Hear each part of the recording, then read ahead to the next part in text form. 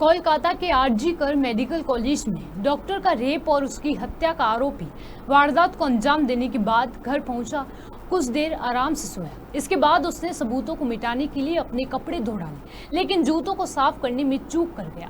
उसके जूतों पर खून के निशान मिले हैं। आरोपी संजय रॉय अस्पताल प्रोफेशनली नहीं जुड़ा था, लेकिन अक्सर आता जाता था।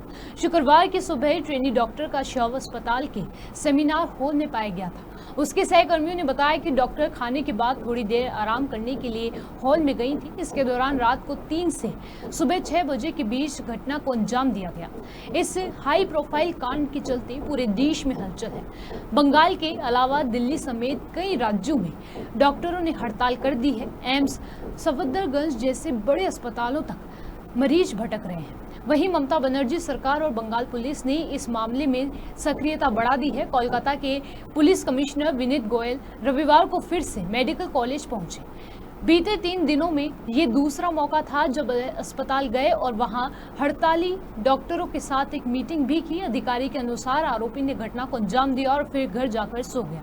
पुलिस अधिकारी ने कहा कि आरोपी घर जाकर सो गया और सुबह ही उठा था। उठने के बाद उसने अपने कपड़े धो डाले, लेकिन अपने जूतों पर दाग रह गए। जांच के दौरान उसके जूते पर खून लगा पाया गया है।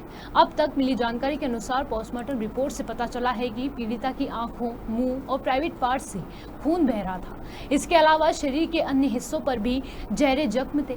इसके अलावा पुलिस अधिकारी ने कहा कि परिस्थिति जन्य सबूतों से पता चला कि डॉक्टर का पहला कत्ल किया गया और फिर रेप हुआ। इसके बीच मेडिकल कॉलेज के प्रिंसिपल डॉक्टर संदीप घोष ने अपने पद से इस्तीफा दे दिया है। उन्होंने कहा कि मुझे सोशल मीडिया पर जलील किया जा रहा है, जो बर्दाश्त नहीं कर सकता। इसके अलावा मेरे बारे में राजनीतिक बयान भी दिए जा रहे हैं। उन्होंने कहा कि मैंने पीड़िता को ही गलत ठहराने वाली कोई बात नहीं कही थी। मुझे बदनाम किया जा रहा है। मृतिका मेरी बेटी थी। मैं भी एक पेरेंट हूँ। मैं अब इस्तीफा दे रहा हूँ।